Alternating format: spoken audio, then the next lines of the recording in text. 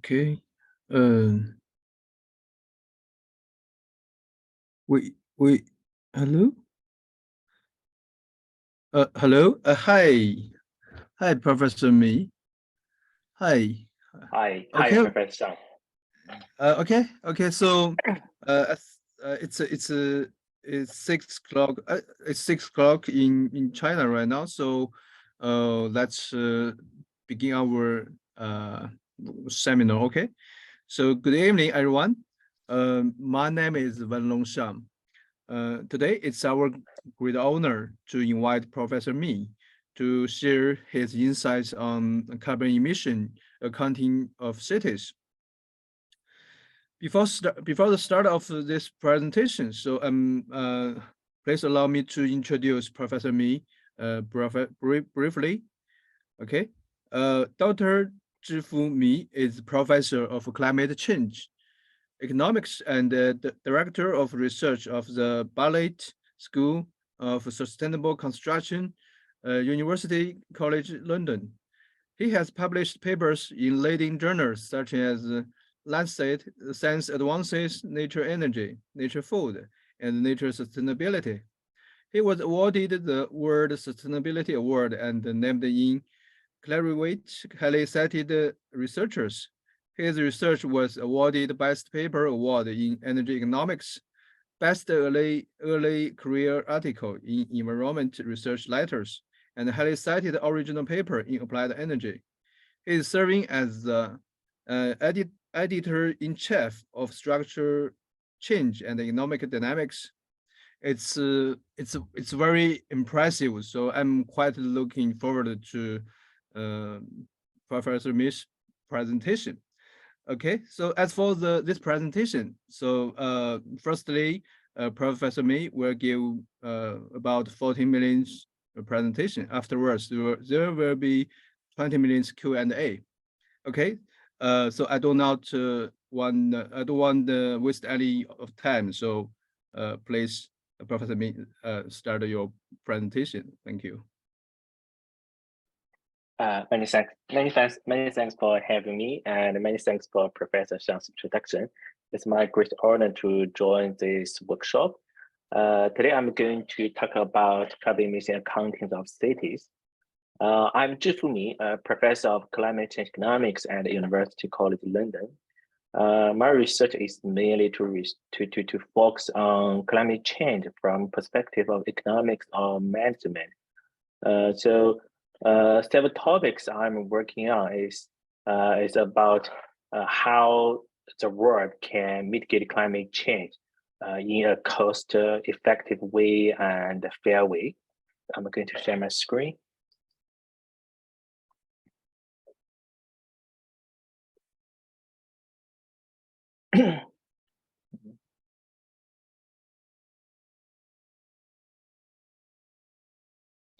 The topic I'm going to share is carbon emission accounting of cities.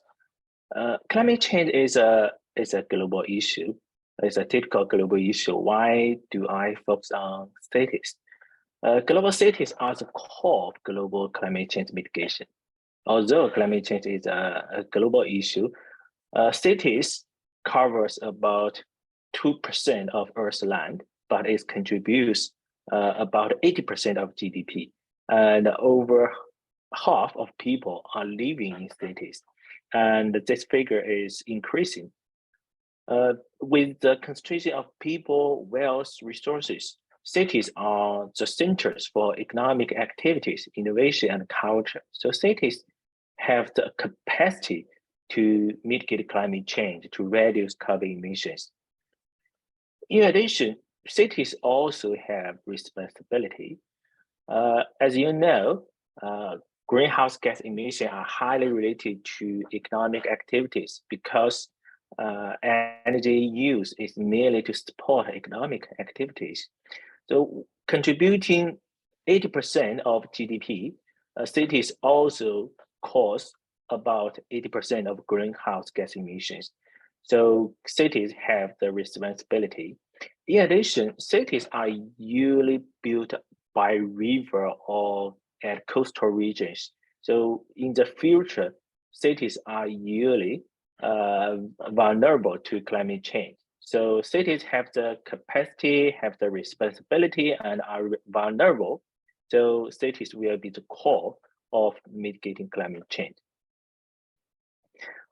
Post the Paris Agreement, cities have been moving from being actors leading the implication and enforcement of national policies to actors developing and implementing key policies on their own.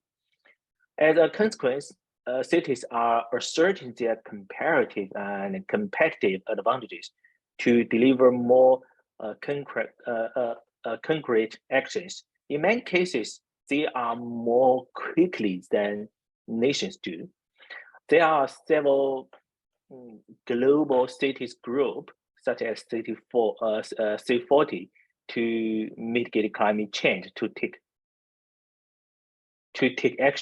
actions to fight with climate change.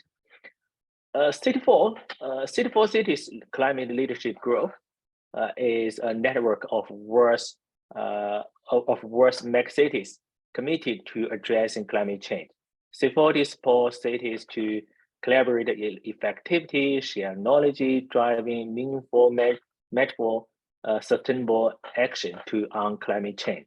Up to now, C40 has over 90 member cities, 96. This 96 member cities covers 700 million citizens and contribute to 1/4 of global economy. So C40 has been making increasingly impacts in mitigating climate change. Another city group is ICLER, Local Government for Sustainability. It is a global network of 1,750 local and regional government committed to sustainable urban development. The ICLER was developed to sustainable development. Now, climate change mitigation has been one of the key means of sustainable development. So ICLER has been paying a lot of attention to mitigate climate change. Active in over 100 countries, they influence sustainable policy, drive local action for low emission, nature-based, equal, resilient, and development. So their members and team of experts work together through the exchange, the knowledge exchange, partnerships, and capacity built to create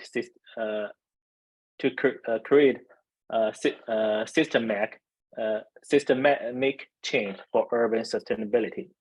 So it has over 1,700 cities, towns, regions. It is allocated in 126 countries all over the world. So it also contributes. It also covers over 1/4% of global urban populations. So cities have been playing increasingly important role in mitigating climate change. So this urban climate actions place urgent demands on the scientific community to provide timely and useful information and knowledge. So our researchers, we are researchers, we need to research what the cities need in mitigating climate change. In a little review paper, it concluded that there are 4 important knowledge gaps in cities climate change mitigation. The first one is lack of consistent and comparable greenhouse gas emission data at city level. Secondly, the lack of scientific understanding of rules of urban sectors in mitigating climate change. Third, lack of scientific understanding of dynamics between sustainable development and climate change mitigation in cities. Fourth, lack of scientific understanding of how cities choose climate change mitigation strategies and local actions. So in my presentation, I'm going to focus on the first research gap, lack of consistent and comparable greenhouse gas emission data at the city. You know, the greenhouse emission data or carbon emission data is the foundation of climate change research and policy making. There are two ways to account cities' carbon emissions: territorial emissions or carbon footprint. Territorial emissions, also called production-based emissions. They are caused by domestic production together with exports. They account for emissions at the point of production, excluding the consideration of the final used destinations or ultimately used consumers. So territorial emissions are from perspective of production. They calculate the responsibility of producers. By comparisons, carbon footprints, or also named consumption-based emissions, are from consumption perspectives. They calculate the responsibility of consumers. Under carbon footprint, all emissions occurring in the production and distribution sectors are allocated to final product consumers. There is a very simple relationship between consumption-based emission and production-based emission. Consumption-based emissions equal to production-based emission plus emissions embodied in import minus emissions embodied in export. So I will introduce the concept of emission embodied in trade later. So this graph shows the relationships between the territorial emissions and carbon footprint. The blue larger circle is the consumption-based emissions, while the small yellow circle is the production-based emissions. So from production perspective, territorial emissions include all emissions occurs in the city boundary. By comparisons, the carbon footprint will include all the emissions induced by the consumption in the city boundary. And some of these emissions might occur outside the city.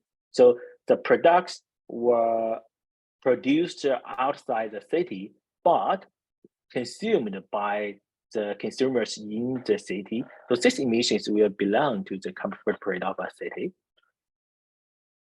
So you might listen to the concept of scope 1, 2, 3 emissions. So what are the relationship between carbon footprint and scope 1, scope 2, and scope 3 emissions?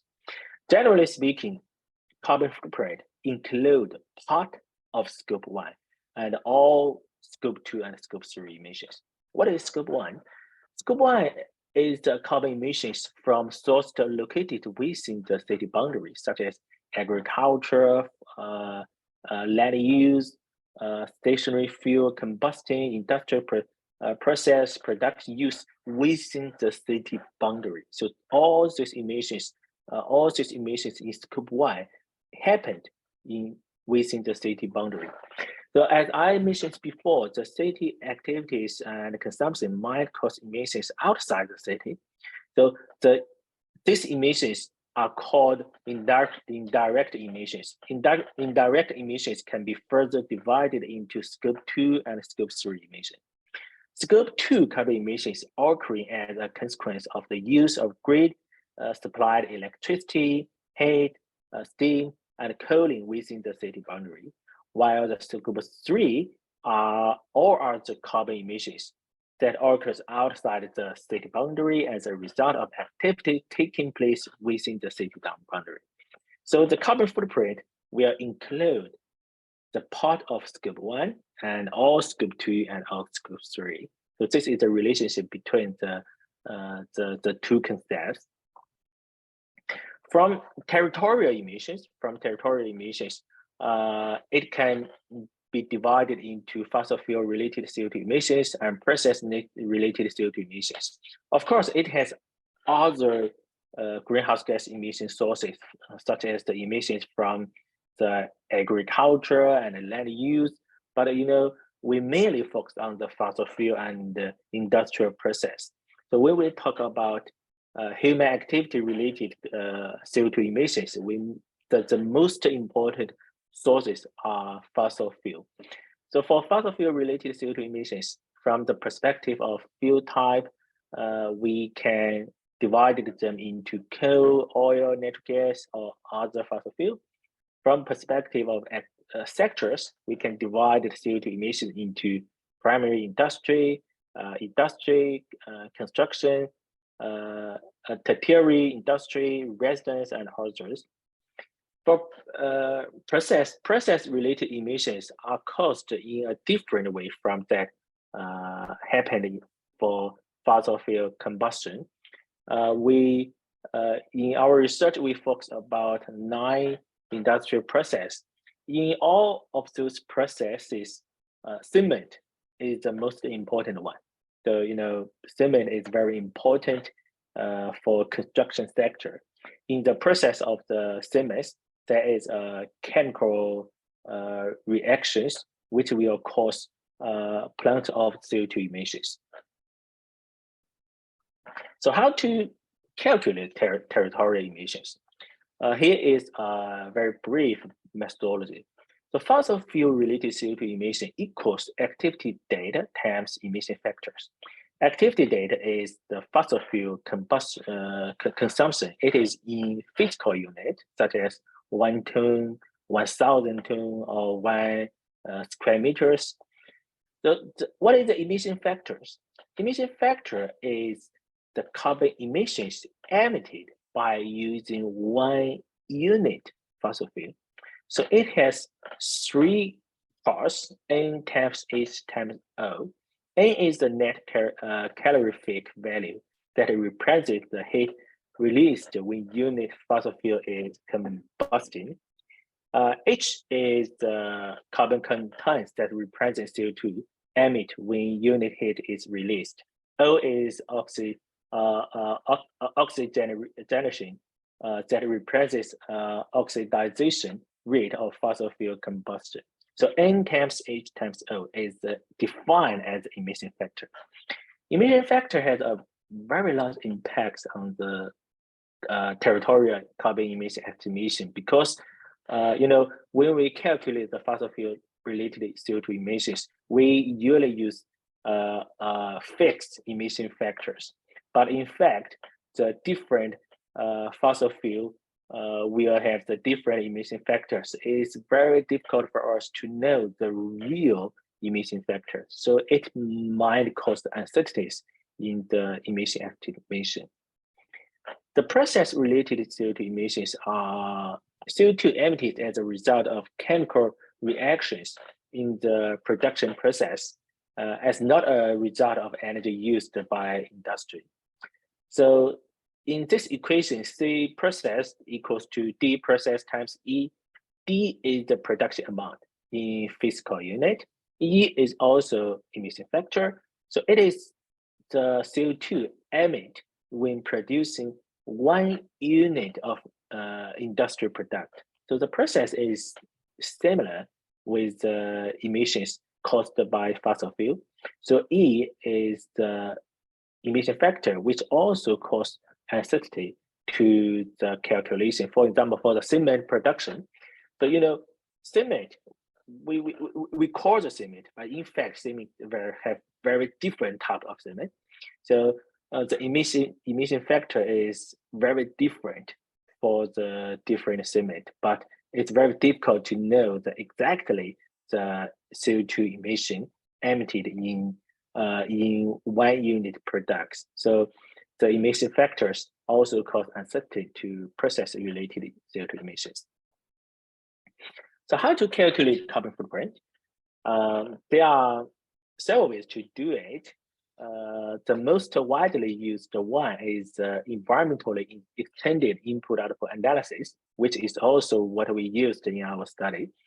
So EEIOA is an approach to estimate the linkages between economic activities and the environmental impacts. These 2 equations are the basic theoretical series to calculate the carbon footprint.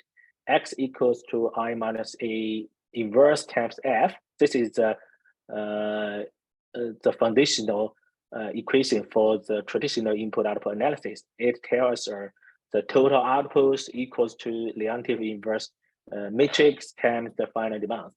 So we add a K. K is a carbon intensity vector. So we add a carbon intensity vector to the traditional equations.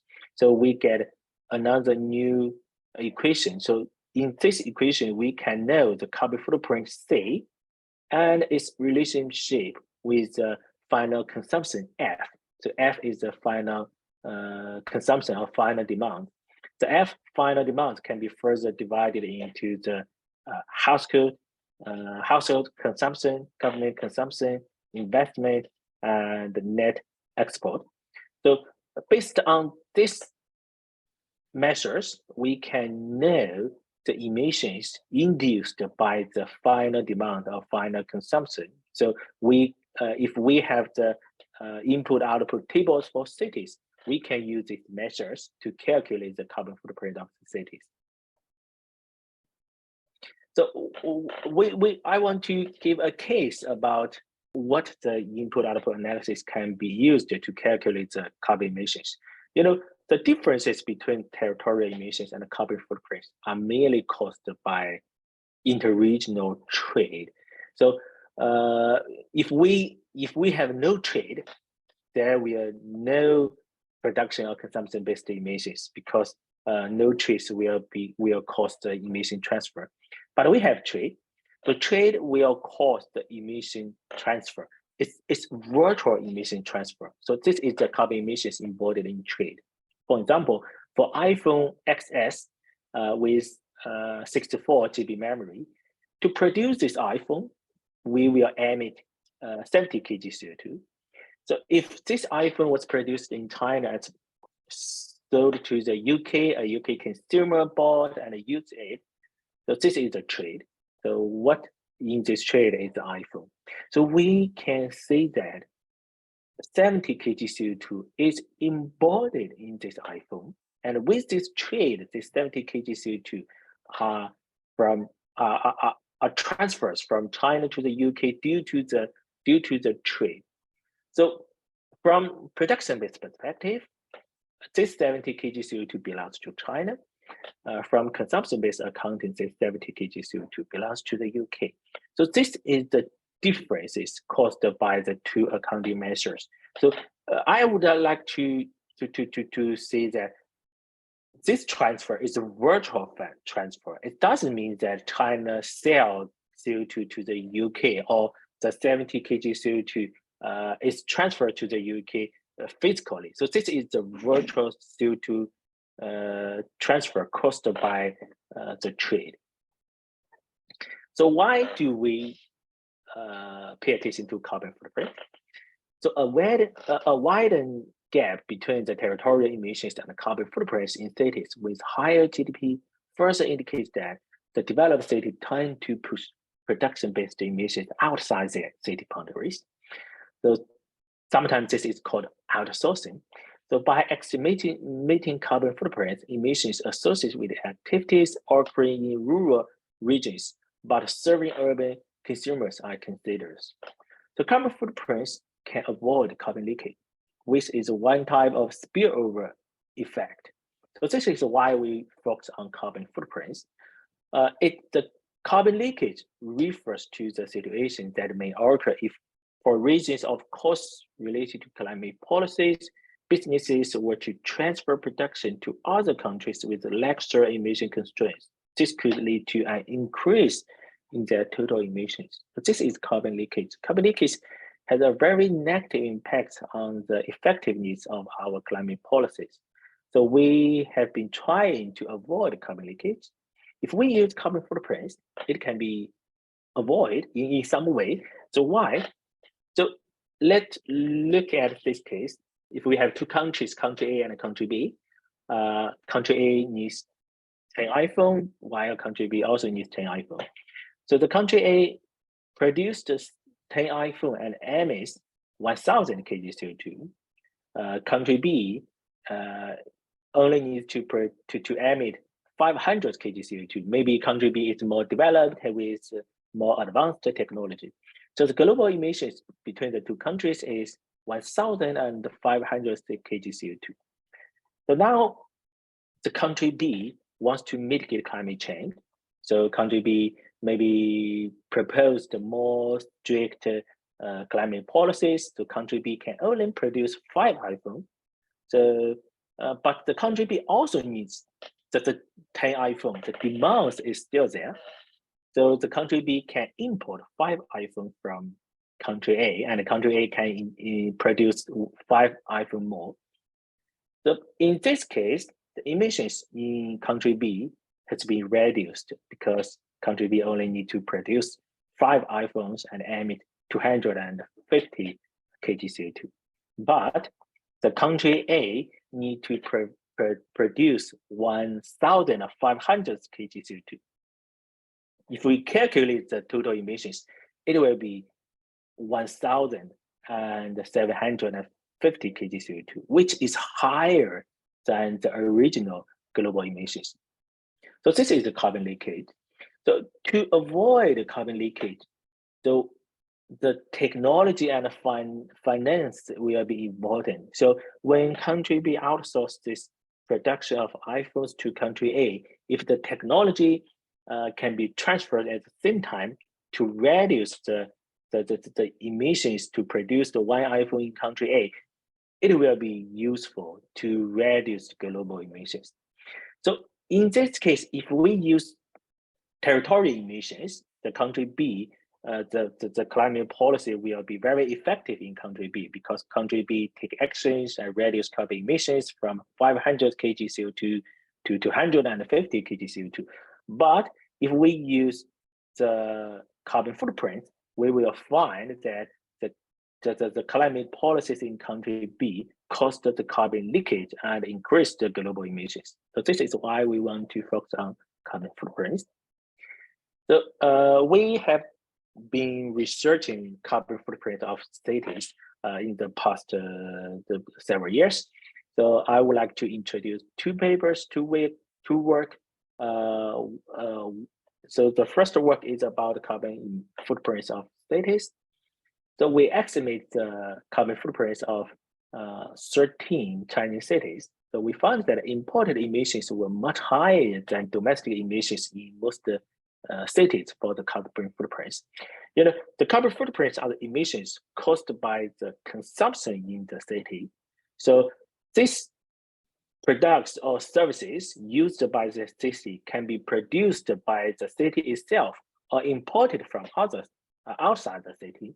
So we find that the imported emissions are much higher than the domestic emissions. For example, in Shanghai and Beijing, over 70% of emissions are imported in the carbon footprints.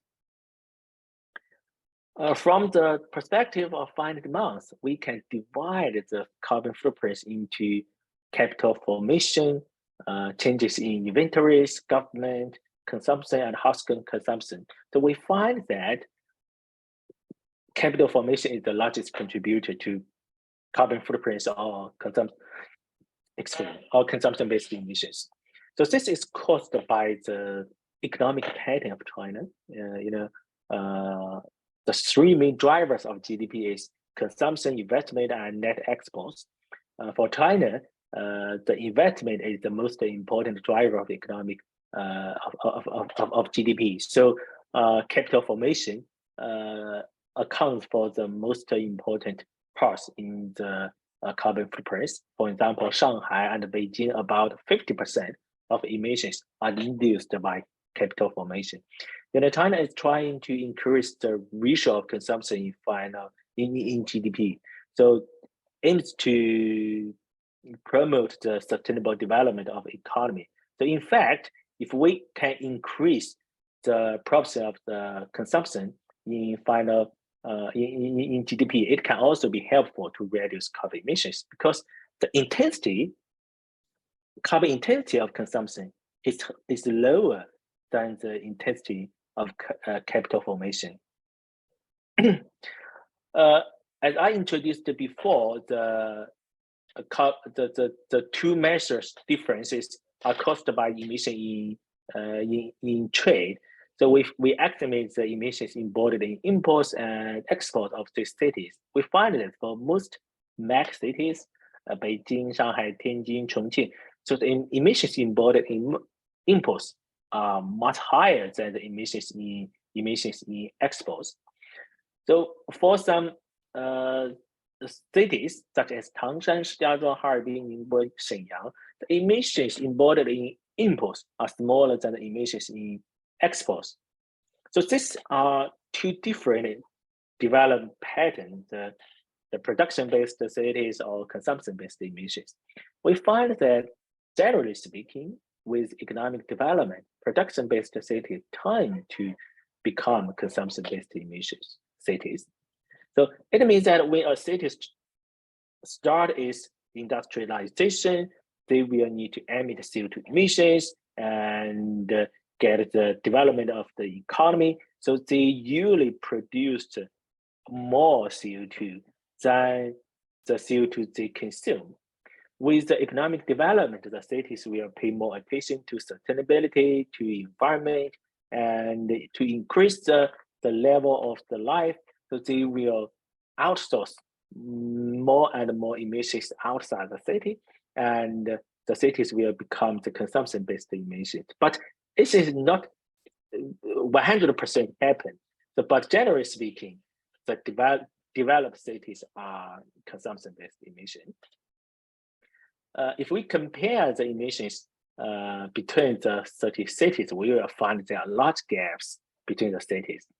So the consumption-based emissions are greatest in the 4 MAC cities. It makes sense because the 4 MAC cities are very large and consume plenty of products and services. But for some medium-sized cities, such as Shenyang, Dalian, they have very similar per capita emissions with Tianjin's. So Shijiazhuang is the highest carbon intensity of the 13 Chinese cities. So this is a work of our research on the carbon footprints of Chinese cities. So we estimate the carbon footprint of Chinese cities using the environmentally extended input-output analysis. But this measures has a limitation because it has a very long time lag. It means that, for example, if I published my carbon footprints in 2022, the carbon footprints might be 5 years ago. So we produced a new measures to estimate carbon footprints using the crowdsourced data. So a cost and time-effective measures is necessary for estimating city carbon footprints. In the literature, some studies have tried to establish a database for global city carbon footprints. So, for example, the Maroon used the MRL analysis to add global greatest income and population data to estimate the global city carbon footprint, but it has 5 years lag. But for other papers, they also have the 9-year lag and even 13-year lag. So it means that if I let the city policy makers know the carbon footprints is the data 10 years ago. So it causes very difficulties for the policymakers and researchers. The research team from Tsinghua University has established a website, Carbon Monitor is also a database. So it's very good. It's near real time. So, but the database only have the scope 1 and scope 2 emissions. They do not have the scope 3. So, we want to focus on the carbon footprints of the city. We need scope 1, scope 2, and scope 3 emissions. So based with this background, so we proposed measures, a hybrid measures to integrate the top-down and the bottom-up measures. So the top-down measures is the environmentally extended input-output analysis, which is used to estimate the national carbon footprints. And the bottom-up is used from the crowdsourced data. So it is used to estimate the city's purchasing power. So we use it to measures to estimate the carbon emissions of carbon footprints of cities. So the first step is to use, we use Excel-based MRO. There are several other global input-output database such as GTAP, WROD, Eurus, but generally Excel-based is the most latest one. So we use Excel-based MRO, and we use the environmentally extended input-output measures to estimate the national household carbon footprints. Can be further divided into urban household and rural household. In addition, we can also have the non-household carbon footprint. It's the emissions caused by the investment. So then we use the bottom-up crowdsourced data to estimate the city purchasing power. We assume that the cities with higher purchasing power will have higher carbon footprints. So I know there are uncertainties in these measures, but with these measures, we can calculate the carbon footprints in a faster way, and the time lag will be reduced to 1 or 2 years. You know, in the literature, the time lag is about 5 to 13 years. So in using our measures, the time lag is only 1 or 2 years. So here are our data sources. So we have the national data and the city data. The most important crowdsourced data is Nubia. The Nubia is a website which many of people to share their expenditure data, to share their data on the in their life. So with the crowdsourced data, we can estimate the city income level or the purchasing power level. So with this crowdsourced data, we can estimate the carbon footprints of cities. So using these measures, we estimate the carbon footprints of 464 global cities. So these cities show the significant concentration of global carbon emissions. These cities account for 10% of global population, but contribute to 80% of global CO2. In addition, this per capita carbon footprints of these cities is 80.1 ton, which is much higher than the 4.5 ton at a global level. So because we use crowdsourced data, so it means that the consumers share their data online. So these data are merely from developed regions. So in our database, we have a lack of the cities which are from developing country or low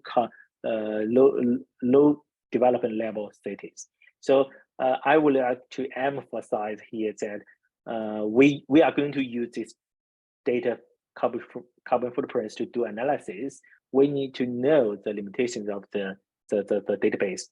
So it is a buyer database because we have less cities from developing countries or low income countries. So we find that the carbon footprints are unequally distributed among cities. The top 10 income earners contribute to 25% of emissions. The top 20 earners contribute to 41% emissions. By comparison, the bottom half only contributes to 23 emissions. So there are huge inequality.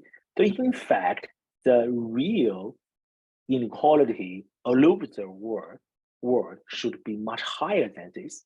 As I said before, we have a lack of the cities from developing countries. So if we consider cities in these developing countries and low-income countries, we might find the inequality is much higher than what our database showed. So we developed an indicator, carbon footprint Gini index.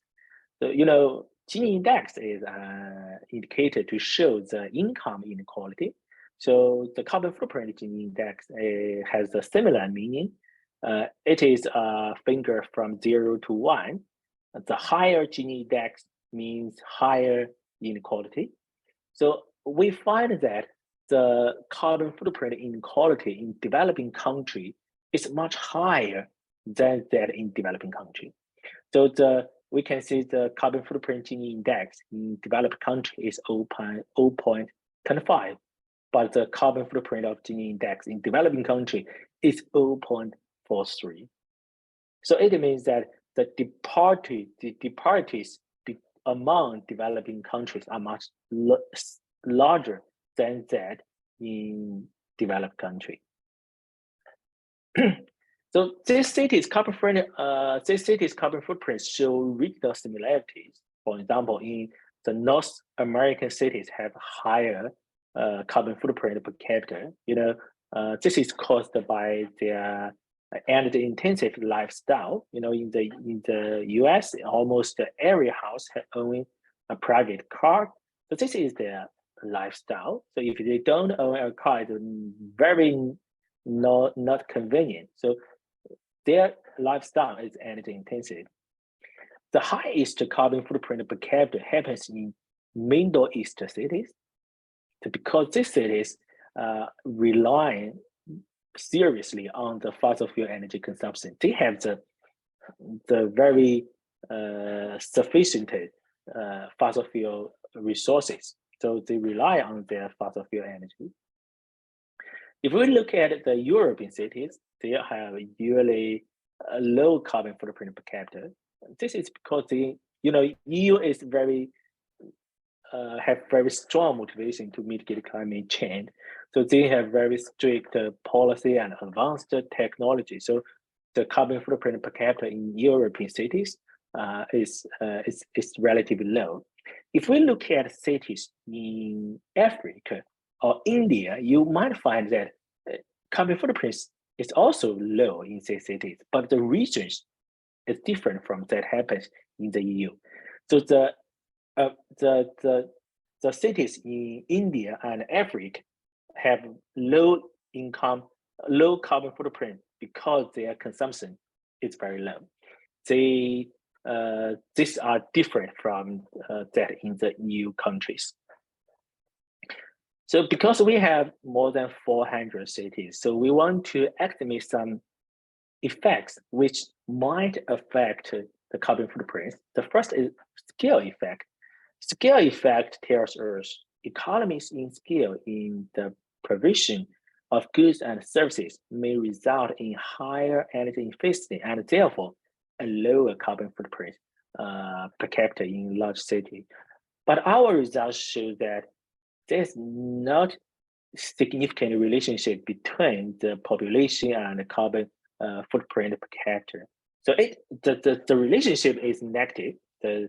With the population increase, the carbon footprint per capita will be reduced, but the I-square is only 0.04 and the slope is very small.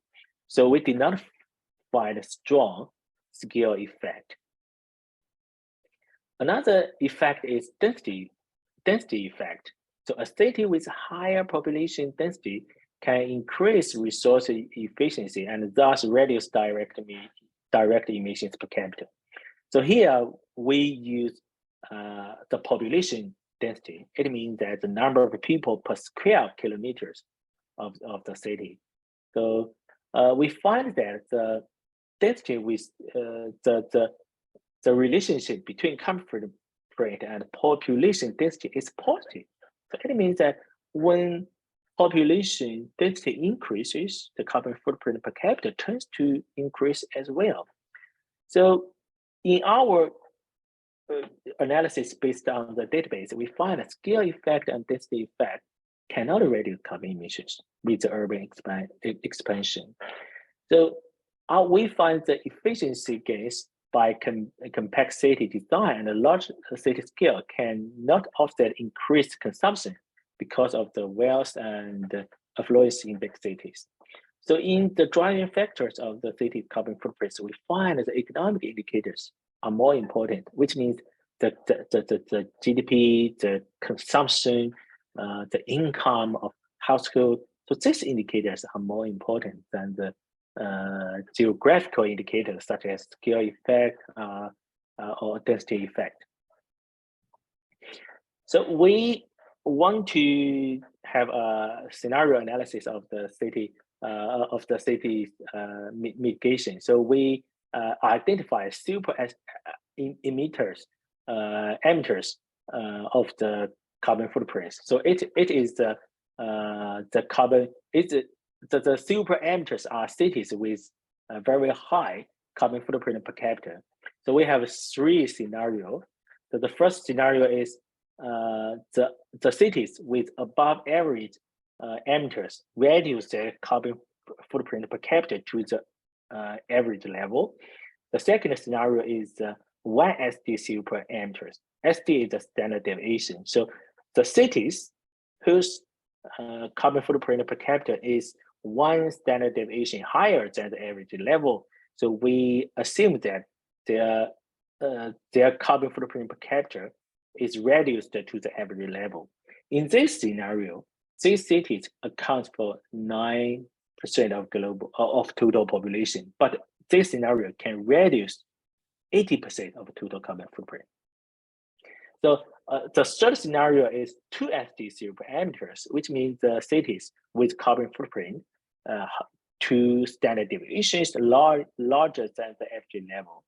If these 2 SD super emitters reduce their carbon footprint per capita to average level, so these cities only accounts for 4% of the total population, but they can reduce over 10% of the total carbon footprints. So it means that carbon abatement of a small number of cities could result in large climate benefits.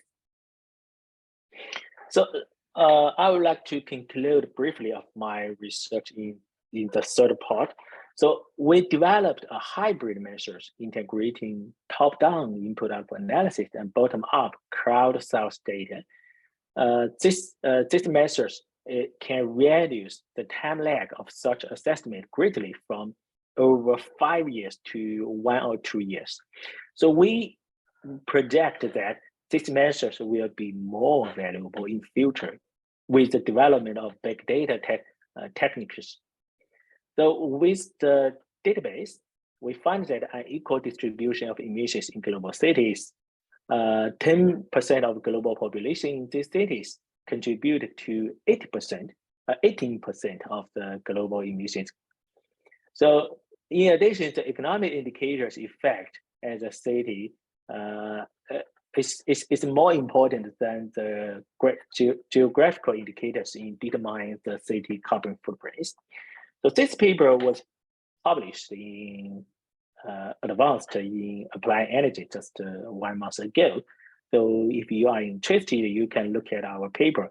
We also shared our data in Fingershare. So it means that the carbon footprint database can be downloaded freely.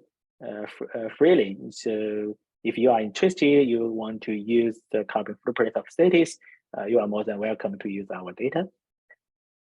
A last thing is an advertisement. 最后呢，我们做一个广告。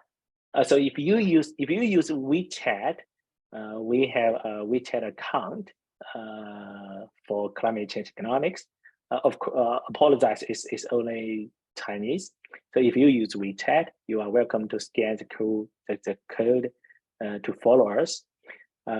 气候变化经济学公众号呢，因为我们今天讲了这个城市碳排放的这个数据嘛，所以这里呢也展示了一些公众号分享了一些碳排放的数据，包括全球的碳排放了、中国的碳排放了以及其他国家的一些碳排放。这些数据呢都是可以下载的，大家如果感兴趣的话，欢迎关注我们的公众号，在公众号当中搜索这些标题，应该就能够找得到。Okay, so this is my presentation. Thank you very much. If you have any questions, you are welcome to ask. You can, yes. Thank you. Okay, okay, thank you very much, and thanks very much for your wonderful presentation. And I'm quite actually I'm quite interested in your research. So now we are going to the Q&A stage. So if anyone any questions, please raise your hand.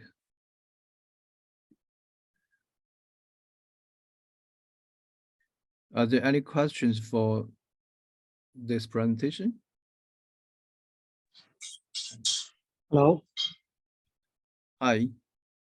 Hi. Thanks for the wonderful talk. It's Xintao from PolyU. I have a quick question for Professor Lin. So, Professor Lin showed the distribution of the carbon footprints, but it looks like the distribution does not follow either the normal distribution or the power law distribution. Can I ask why does not the carbon footprints of the city does not they don't follow any kind of distribution? What are the possible reasons? Thank you. Many thanks for your question. Yes, I think the carbon footprint of our database do not follow the normal distribution. This is merely caused by our sample, because we use the crowdsourced data. We use crowdsourced data to estimate the carbon footprints. So these contributors are merely from developed countries or developed cities. So if we want to share our data online, at least we need to have the basic infrastructure for the internet. For some cities in developing country or low countries, their internet is not developed very well. So the people with the internet is very limited. So our data have a bias on this for this reason. So in this case, I think this is the most reason why our data do not follow the normal distribution or the typical distributions. Thank you. Okay, thank you very much. Thank you. Okay, would you mind introduce yourself? Hello? Hello, you mean me? Yeah, if you don't mind. Oh, okay, yeah. It's Xintao Liu from Hong Kong Polytechnic University. I'm an associate professor in GIS, Geographic Information System. We are okay. Friends on WeChat, Professor Shang. Okay, yeah. I remember. Okay. Yeah. I'm very interested in well, thank you for organizing a very wonderful talk. Thank you. Okay. Thank you for your question. So, are there any questions?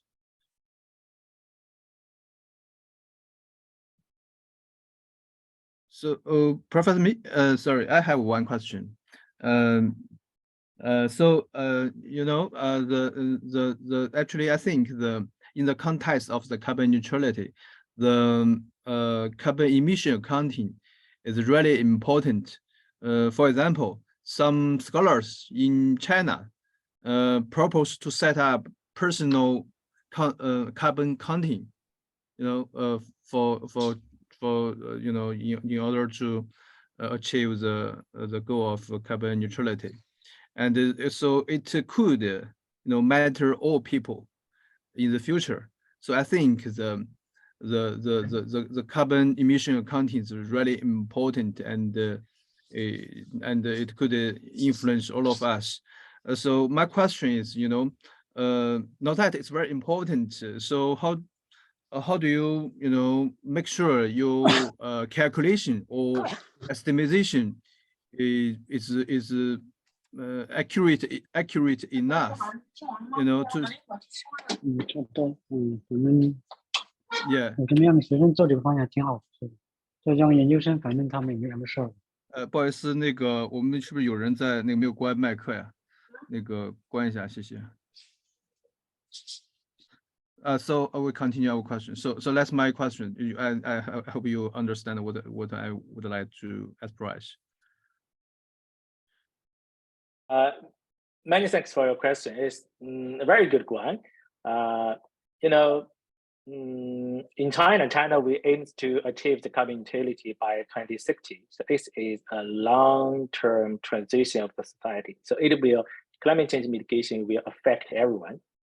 So you mentioned that the uncertainties in carbon emissions or carbon footprint estimation. So we have to admit that there are uncertainties in carbon emissions. So because your questions emissions are different level with what I'm researching on. My research is at macro level. It's a city. Is a country. So your question might be more related to the micro level. Is the carbon footprint? Is the carbon footprint of the products, for example, carbon footprint of a computer, carbon footprint of an iPhone.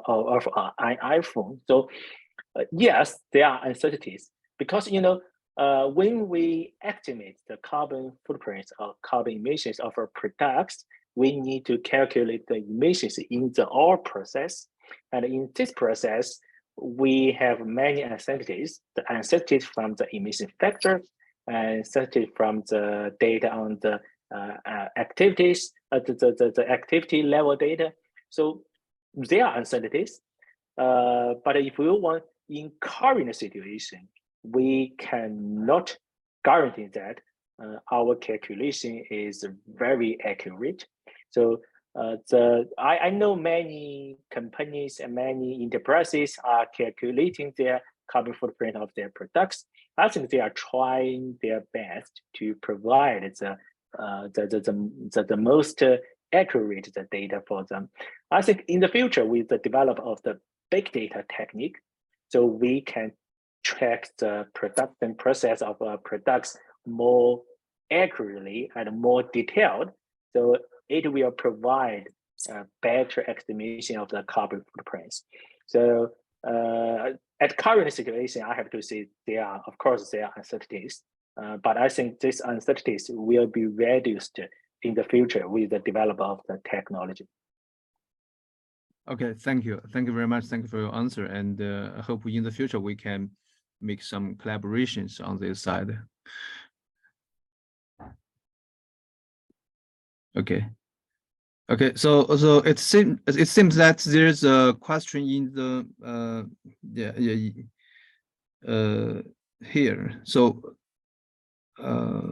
let's see, in the chatting room, and there's a questions for. So I read it. Okay.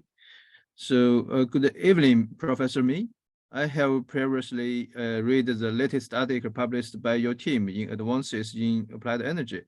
I'm wondering if your approach of decomposing the national level carbon input to the city level ignores the embodied carbon of inner city trade within China, which should be an important part of the city carbon footprint. This approach seems to significantly increase the homogeneity of cities within China.